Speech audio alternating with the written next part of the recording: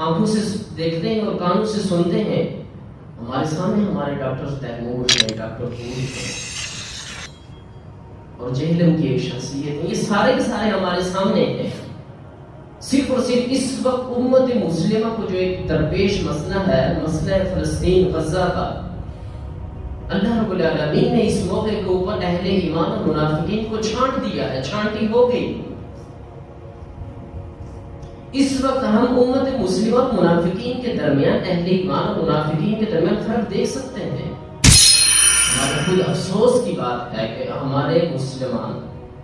کہ جنہیں ہم صبح و شام سنتے ہیں، ہمارے سیکولر طبقہ، ہمارے اسکالرز، ان کا وہی موقف ہے جو اسرائیل کا ہے، ان کا وہی موقف ہے جو امریکہ کا ہے کہ کیا کہ غزہ، اہل غزہ وہاں سے ہجرت کر جائیں، تھوڑے سے تو ہیں، کچھ وہاں چلے جائیں، کچھ وہاں چلے جائیں، کچھ وہاں چلے جائیں۔ یہ افسوس کا مقام ہے۔ کیا اس موقع کے اوپر اللہ رب العالمین نے ہمیں یہ تعلیمات دی ہیں؟ اس موقع کے اوپر کیا دین اسلام ہمیں یہ تعلیمات دیتا ہے؟ دراصل معاملہ یہ ہے کہ بحیثیت امت مسلمہ میں قرآن سے دور ہے۔ جب قرآن سے دوری ہے تو ہر شخص جب کوئی بات کرتا ہے تو ہم فوری اس سے متاثر ہوتے ہیں اور ایکسپٹ کر لیتے ہیں کہ بھائی اس نے 100% بات کی ہے۔ یہی تو دجل ہے، یہی تو فریب ہے کہ امت مسلمہ کے اندر ایسے ایسے مربیین پیدا کیے جائیں، ایسے ایسے اسکالر لایا جائیں کہ جو باریک بینی کے ساتھ، ایک لطیف انداز کے ساتھ دین اسلام کو نقصان پہنچائیں، جو بظاہر تو آپ سے بڑی ہمدردی رکھیں گے،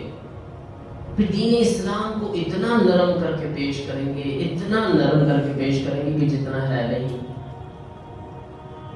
بظاہر ہم دیکھیں گے کہ ہم سے بڑی ہمدردی ہے، ہم سے بڑی معاونت چاہتے ہیں،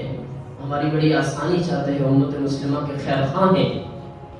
لیکن حقیقت یہ ہے کہ دین اسلام کو انہی لوگوں نے کھوکھلا کر کے رکھ دیا ہے۔ تو گویا کہ جوابدہی کا احساس یہ دوسرا سب سے بڑا مسئلہ ہے کہ جب ہم روز محشر میں جب اہل غزہ اور اہل فلسطین اللہ رب العالمین کے سامنے ہماری شکایت کریں گے، جب ہمارے فریق مخالف ہوں گے تو ہمارے کیا جوابات ہوں گے، یہ سب سے بڑا مسئلہ ہے۔ اور اسی نقطہ نظر سے انشاءاللہ العزیز میں تقریباً 10 پوائنٹ بنا کے لایا ہوں، وہ آپ کے سامنے پیش کروں گا کہ آج ہماری ذمہ داری کیا ہے، آج امت مسلمہ کی ذمہ داری کیا ہے، میں اور آپ ملک پاکستان کے اندر بیٹھ کر کیا اپنی ذمہ داریاں